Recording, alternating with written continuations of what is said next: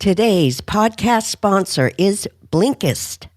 Blinkist is the only app that takes the best key takeaways, the need-to-know information from thousands of nonfiction books and condenses them down into just 15 minutes. Not only can you read them in 15 minutes, you can also listen. I love listening to the Blinkist app when I'm working out. And right now, for a limited time, Blinkist has a special offer for the ordinary vegan community. Go to Blinkist.com/ordinaryvegan to start your free 7-day trial. That's Blinkist, Blinkist.com/ordinaryvegan. Hope you enjoy this app as much as I do. You're listening to the Ordinary Vegan Podcast, where we teach you everything you need to know about adopting a plant-based diet full or part-time. Our goal is to empower you to live a long and healthy life. You can find today's show at ordinaryvegan.net or on iTunes. If you have any questions, please send an email to questions@ordinaryvegan.net. Hello, friends, and welcome to the Ordinary Vegan Podcast, number 51, Saturated Fat, Fat Myths, and High-Fat Diets.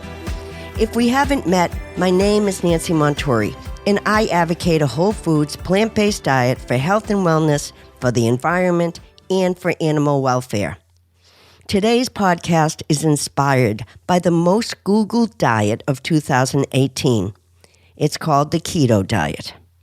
There are many different versions of this diet, but they all have one thing in common, and that is fat.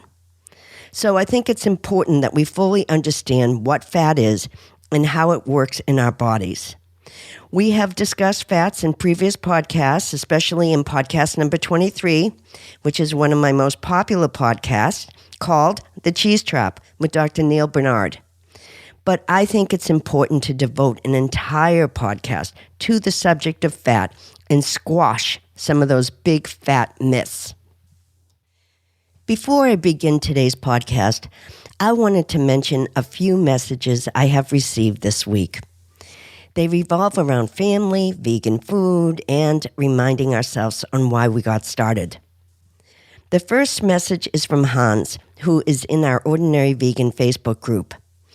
By the way, you can join our group by going to facebook.com/group/ordinaryvegan or join our health and wellness community on Facebook, which is over 314,000 strong, by going to facebook.com/ordinaryvegan.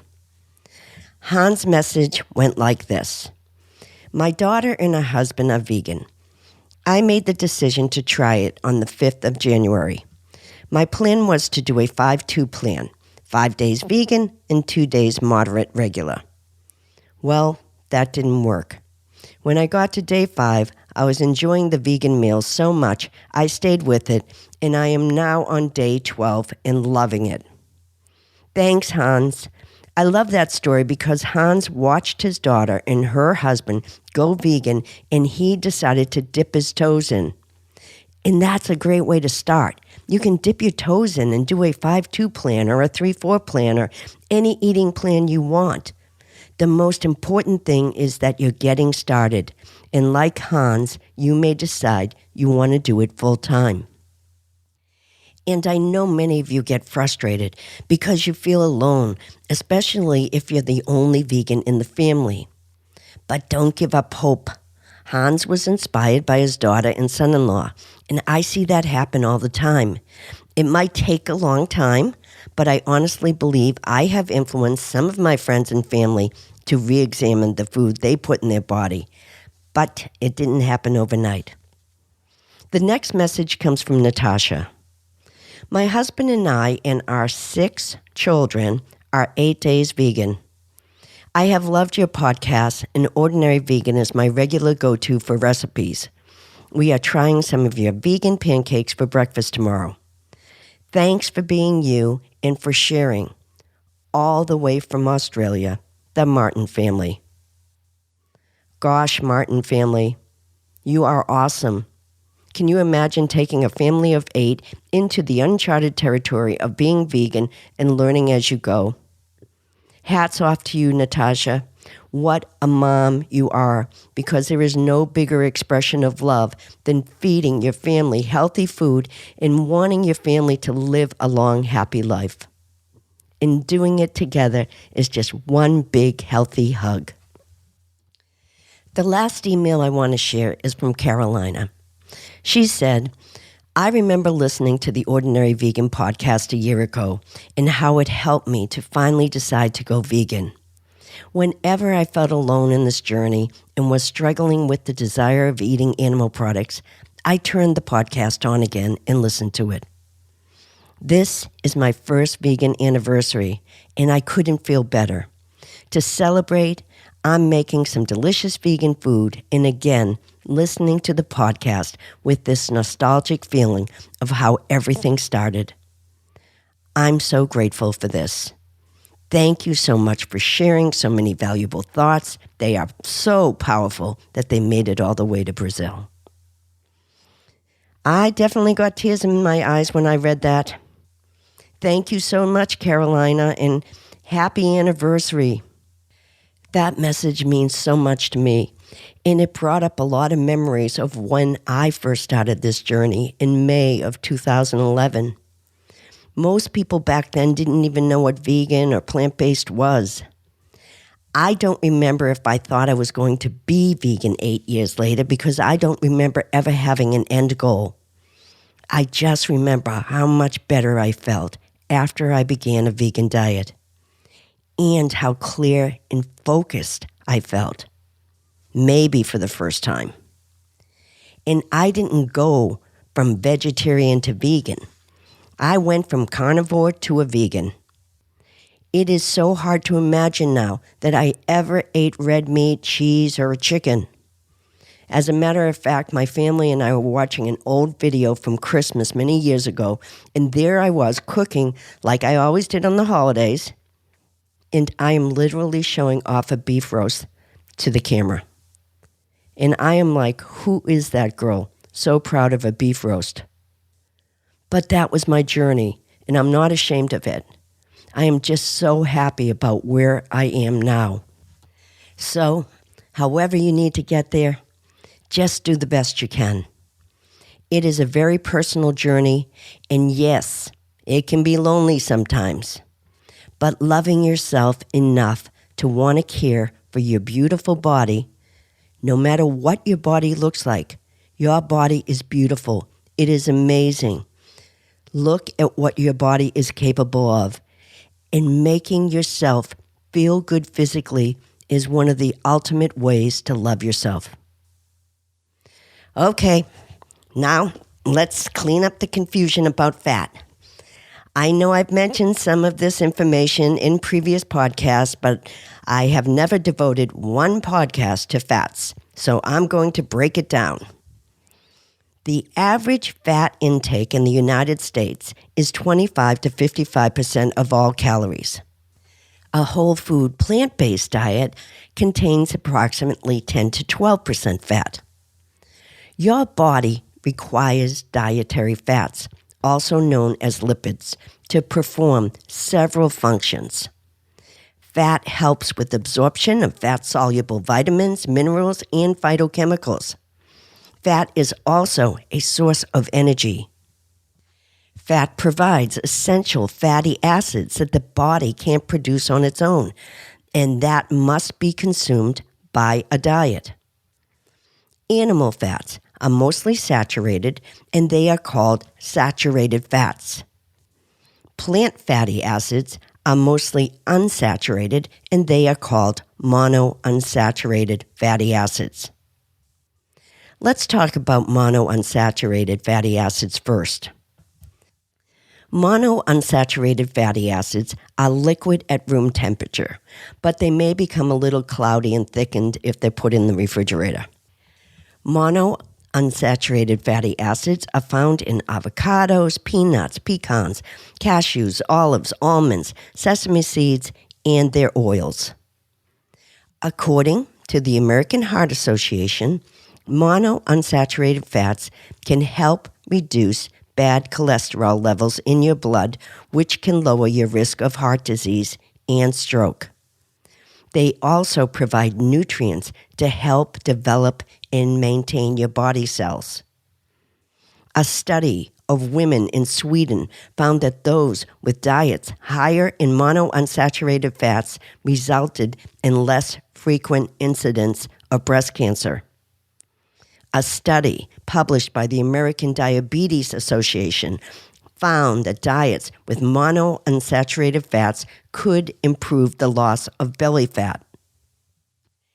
A monounsaturated fat diet can also play a role in improving the pain and stiffness for people suffering from rheumatoid arthritis. While monounsaturated fats are healthy, like any fats, you don't want to overdo your consumption. I like to keep my healthy fats 10 to 20% of my calories. Next is polyunsaturated fatty acids. Polyunsaturated fatty acids differ from monounsaturated fats in that they have more than one double bond in their structure. Polyunsaturated fats are usually liquid, both at room temperature and in the refrigerator. Polyunsaturated fats make up both the omega-3 and the omega-6 essential fatty acids. They are important for controlling cholesterol, skin health, growth, and reproduction. You can find polyunsaturated fats in walnuts, hemp seeds, flax seeds, and their oils. Studies have shown a certain type of polyunsaturated fats, specifically omega-3 fats, can lower lipid levels and slightly increase HDL, which is the good cholesterol. Flax seeds, chia seeds, walnuts, and seaweed contain that specific type of polyunsaturated fat. Omega-3 fats are also considered to be good fats because they're anti-inflammatory. According to the American Heart Association, polyunsaturated fats can have a beneficial effect on your heart when eaten in moderation and when used to replace saturated and trans fat in your diet. The next fat is saturated fat. But before we go to the topic of saturated fat, I would like to introduce you to today's sponsor, Blinkist. Almost none of us have the time to read everything we'd like to read, and that's where Blinkist comes in. Blinkist is an app that takes the best key takeaways and need-to-know information from thousands of nonfiction books and condenses them down into just 15 minutes. And you don't have to just read them. You can listen to them instead and multitask. They also have a great selection of books. Imagine learning all the great information you want to know in only 15 minutes. Right now, for a limited time, Blinkist has a special offer for the ordinary vegan community. Go to Blinkist.com/ordinaryvegan to start your free 7-day trial. That's Blinkist, BLINKIST.com/ordinaryvegan to start your free 7-day trial. Thank you, Blinkist. Now, let's discuss the biggest fat myth, saturated fat. There has been a lot of controversy about saturated fat recently, but today I hope we can see past the headlines.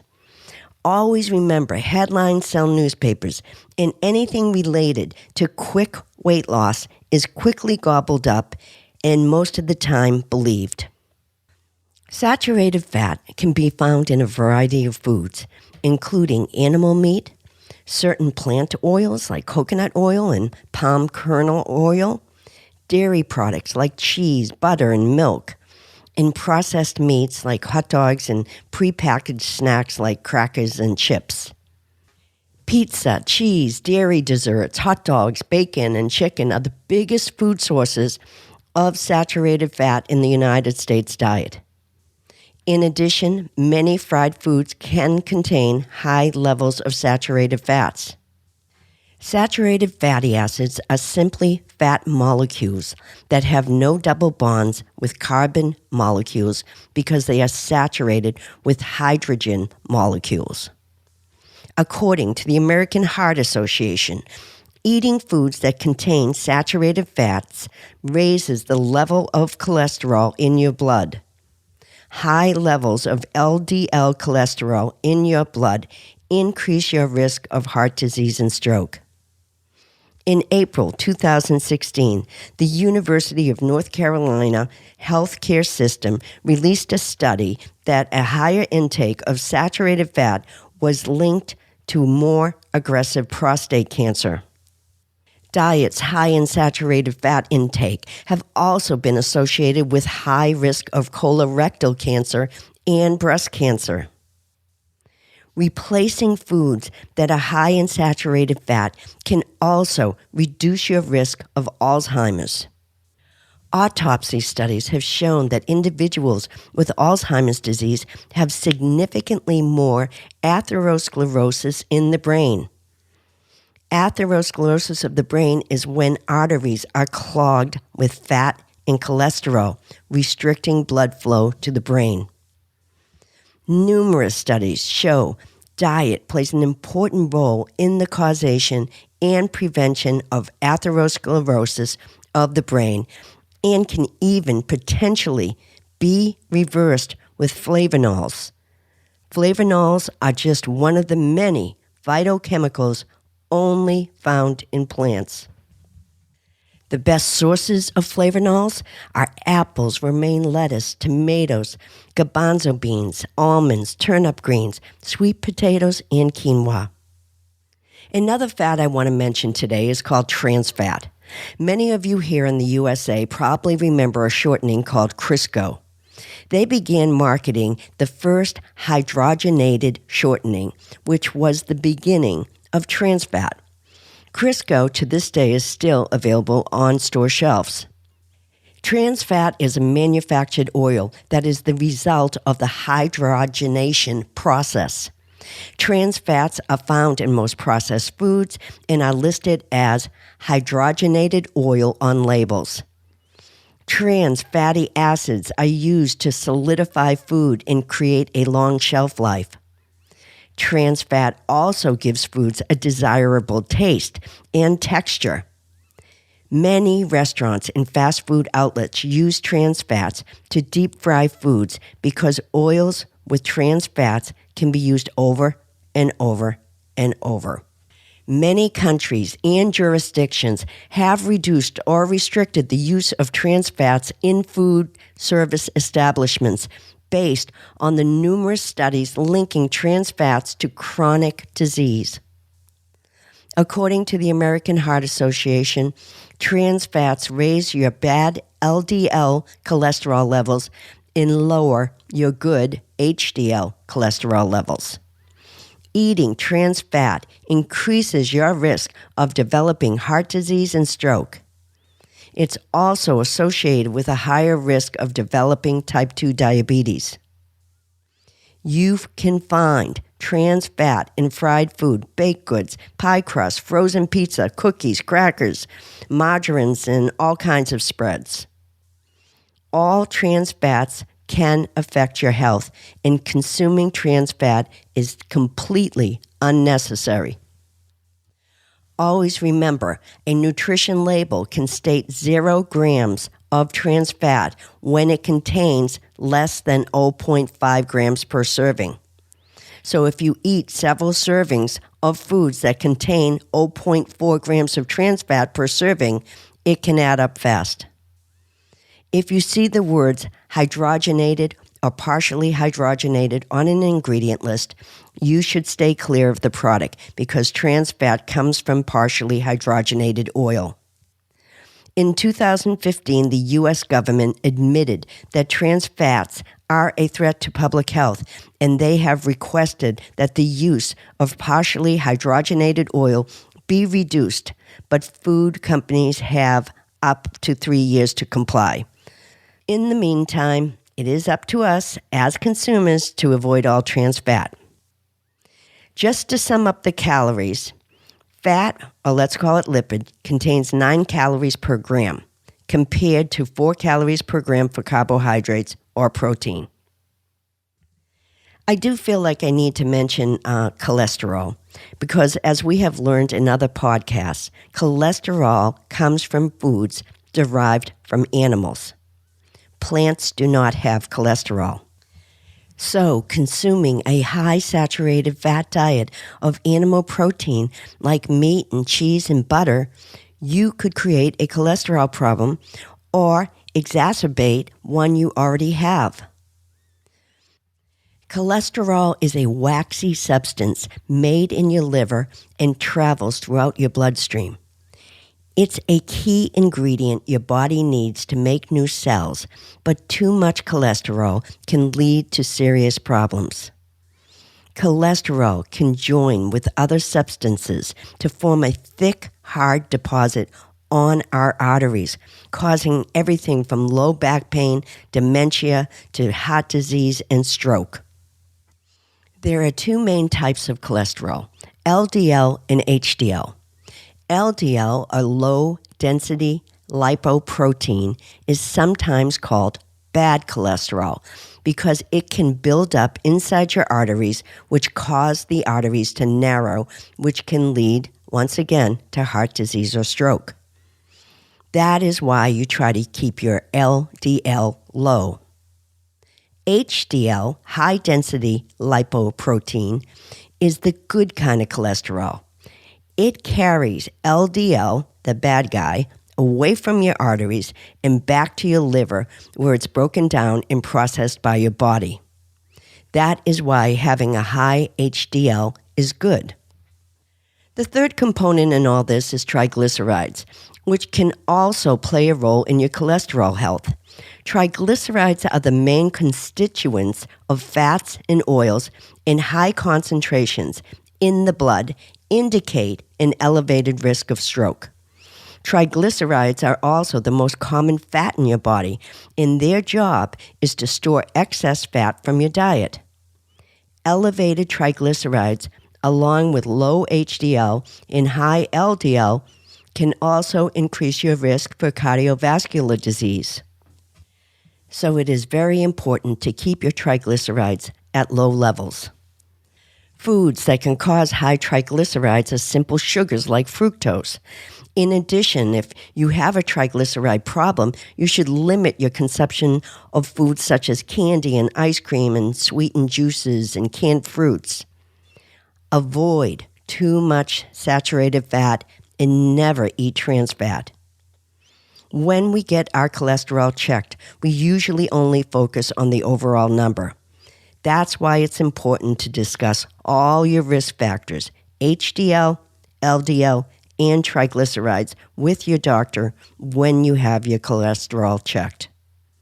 Lifestyle changes can make a significant impact on lowering triglycerides, including consuming a high-fiber, whole food, plant-based diet, and avoiding white flour and added sugars, and also exercise more.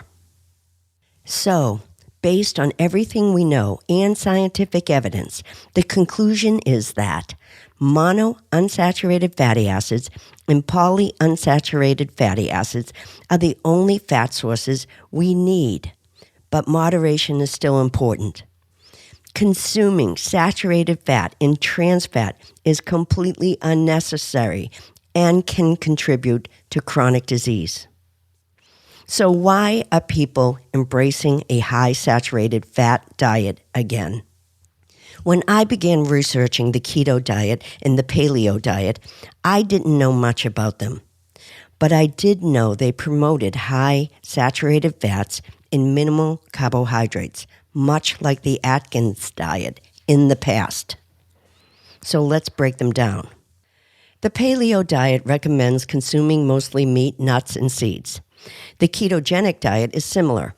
It is a low-carb, high-fat diet, and the theory is your entire body switches its fuel supply to run mostly on the high fat you consume. They say this constant state of fat burning promotes weight loss. This fat-burning state is called ketosis.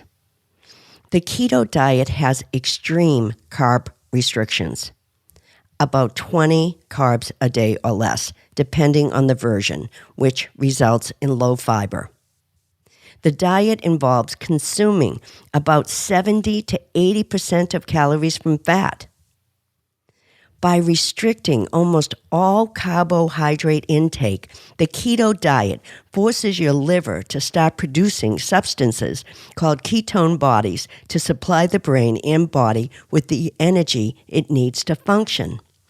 The problem is low-carb, high-animal fat diets are a popular way to lose weight on a short-term level, but a growing body of research suggests that they may also lead to premature death when followed for long periods. One study of more than 24,000 adults in the USA found that those who limited their carb intake had a 32% higher risk of death from any cause than people who ate high-carb diets. The head of the study said, "We found that people who consumed a low-carbohydrate diet were at greater risk of premature death. Risks were also incurred in causes of death, including coronary heart disease, stroke, and cancer could occur with people who consume a low-carbohydrate diet." He also said low-carbohydrate diets might be useful in the short term to lose weight, lower blood pressure, and improve blood glucose control. But our study suggests that in the long term, they are linked with an increased risk of death from any cause. These diets should be avoided. At the end of the day, most of these high-fat diets are just a new version of the Atkins diet. If you don't remember the Atkins diet, it was one of the most controversial fad diets around. The diet was high in animal fat and recommended little to no carbohydrates, so the dieters would go into a state of ketosis, where the body once again begins to burn off its stores of fat because it thinks that it's being starved. The initial weight loss was rapid, but the long-term effects became life-threatening. A major study about Atkins was published in the Annals of Internal Medicine from Harvard. In approximately 85,000 women and 45,000 men who were followed for over 20 years, researchers found that all-cause mortality rates were increased in both men and women who were eating a low-carbohydrate Atkins diet based on animal protein. So people who participated in the Atkins diet shortened their lifespan. Another study in the New England Journal of Medicine found that an Atkins diet promoted heart disease, and the studies just kept rolling in. Not only that, Dr. Atkins followed his own diet, and when he died, an autopsy was done on Dr. Atkins, and he died of massive coronary disease. Not only that, he weighed over 250 pounds. That is not something the Atkins people want to come out, but it did. I bring all this up about the Atkins diet because a ketogenic diet or any other high saturated fat, low carbohydrate diet may have short-term weight loss benefits, but it is not going to have any long-term health benefits, and it could shorten your lifespan. Is shortening your lifespan really worth losing a few pounds? A high-fat, low-carb diet also increases your risk in developing many digestive system cancers, like colon cancer. And a high animal fat, low carb, low fiber diet has been shown to reduce the diversity of your gut microbiota. As we learned in podcast number 3, there is a connection between gut health and mental health. So a diet high in saturated fat could cause mental health issues.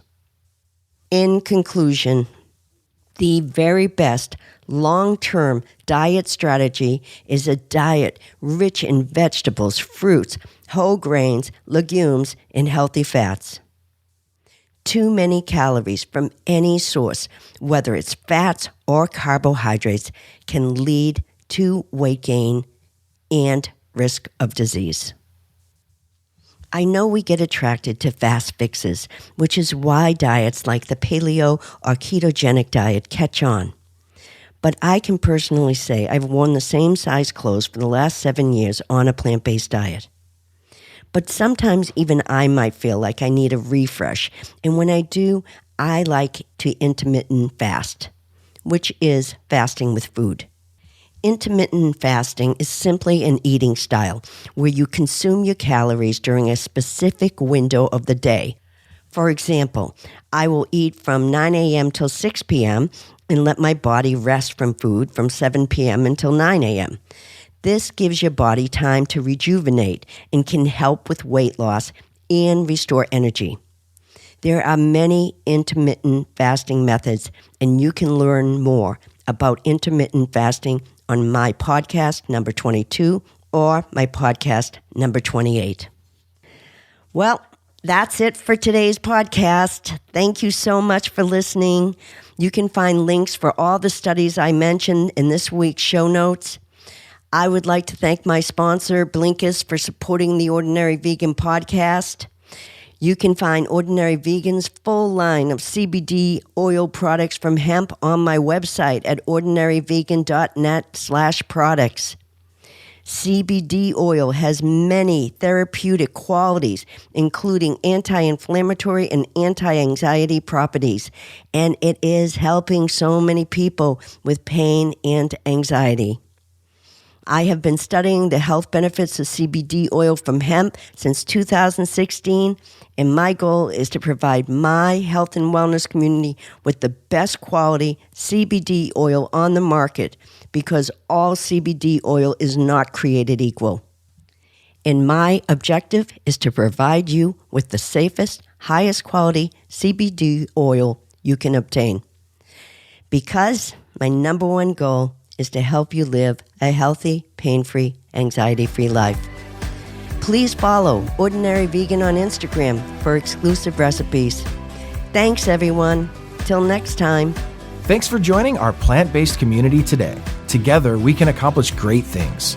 Please subscribe so you don't miss any of Ordinary Vegan's recipes and plant-based tips. If you have any questions or feedback, email us at questions@ordinaryvegan.net. Until next time.